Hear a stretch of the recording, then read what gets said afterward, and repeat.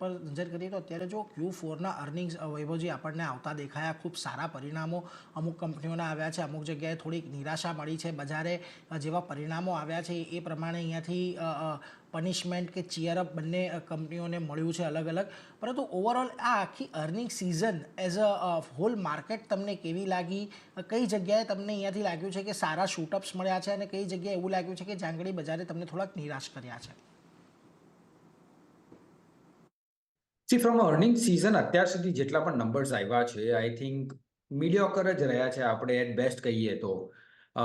One thing is for sure કે આ ક્વાર્ટરને છોડીને અગર એના લાસ્ટ 2 or 3 ક્વાર્ટર્સ જોશું તો ખાસ કરીને તમારું માર્જિન્સની સારી એવી ટેલવિન્ડ્સ હતી અને એના કારણે આપણે ઓવરઓલ નંબર્સ બેટર થતા જોયા છે.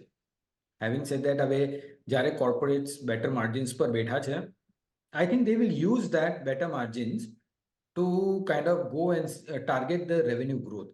કારણ કે revenue growth I think overall dampener રહ્યું છે. તો એ માર્કેટ શેર ગ્રેબ કરવામાં અને રેવન્યુ ગ્રોથ વધારવામાં થોડી કોમ્પિટિટિવ ઇન્ટેન્સિટી વધી શકે છે, પ્રાઇઝિંગ પર થોડો પ્રેશર આવી શકે છે. એટલે અમને લાગે છે કે અહીંયા માર્જિન્સ આપણા ટોપ આઉટ થઈ ગયા છે અને અહીંયા પોસિબિલિટી છે કે અહીંયાથી માર્જિન્સ થોડા નીચે આવી શકે છે.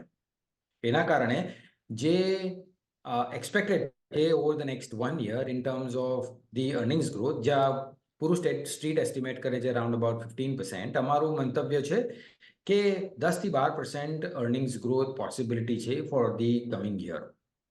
અગર 10-12 પણ થાય છે તો I think it's a pretty decent number from an earnings growth perspective.